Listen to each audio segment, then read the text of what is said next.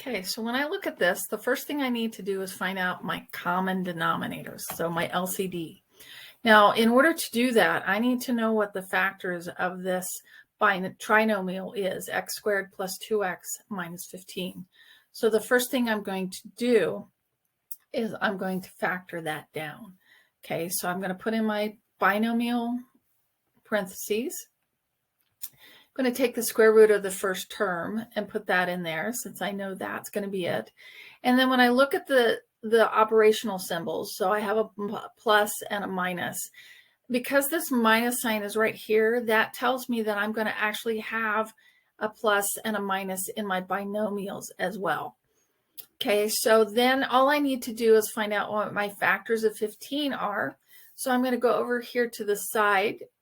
If you'll see, there's 15. And my factors would be 1 and 15. And then 3 and 5. Because I have a minus sign here, that tells me I'm going to be subtracting. So I'll subtract 1 from 15, and that's going to give me 14. And I subtract 3 from 5, and that gives me 2.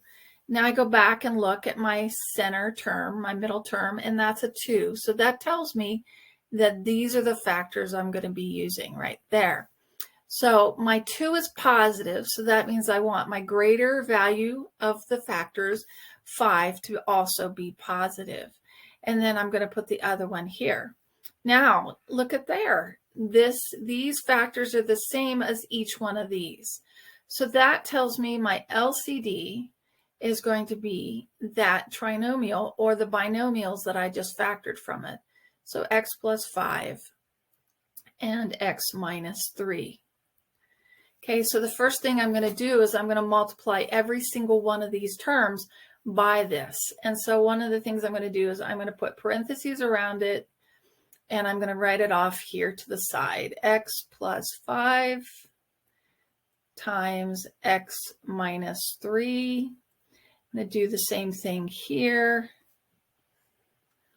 I'm going to have x plus 5 times x minus 3.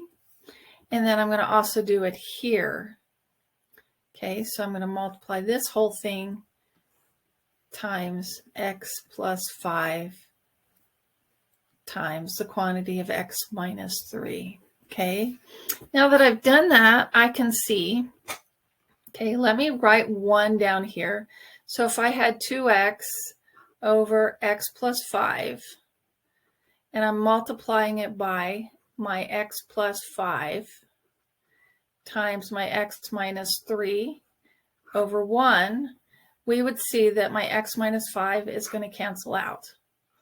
And I'm going to be left with 2x times x minus 3. Okay, so that's what you're going to see over here.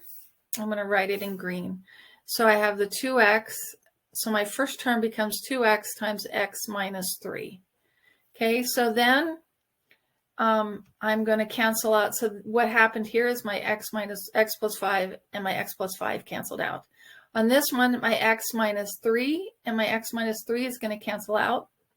On this one, the whole thing is going to cancel out. Okay, so what am I left with for my middle term here? Excuse me, my second term. I've got a minus 4, okay? And I'm going to times it by x plus 5. That's what's left, okay? And then on the last one, after my equal sign, the only thing that's left is my 8. Okay, so now what I'm going to do is I'm going to take and I'm going to work these out. I'm going to distribute my signs and my numbers, and I'm going to combine like terms. So let's see what that looks like.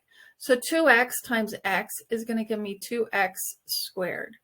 2x times a negative 3 is going to give me a negative 6x. Okay, a negative 4 times x is going to give me a negative 4x. Negative 4 times 5 is going to give me a negative 20. And it's going to be equal to 8. Okay, now we don't have any other 2x squared terms, so that stays the same.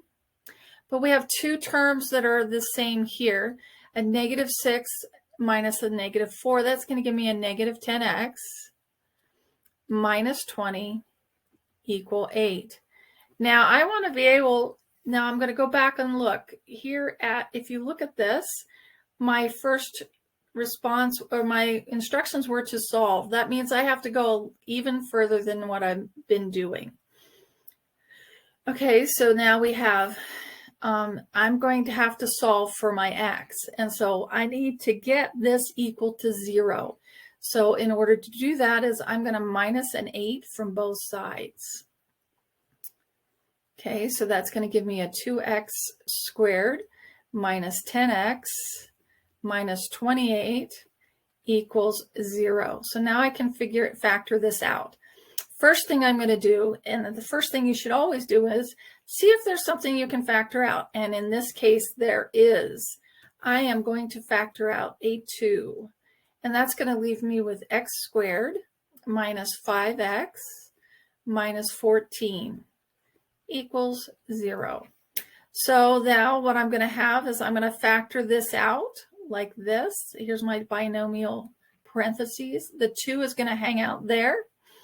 I'm going to have an x in both of the square root of x squared in the first of them.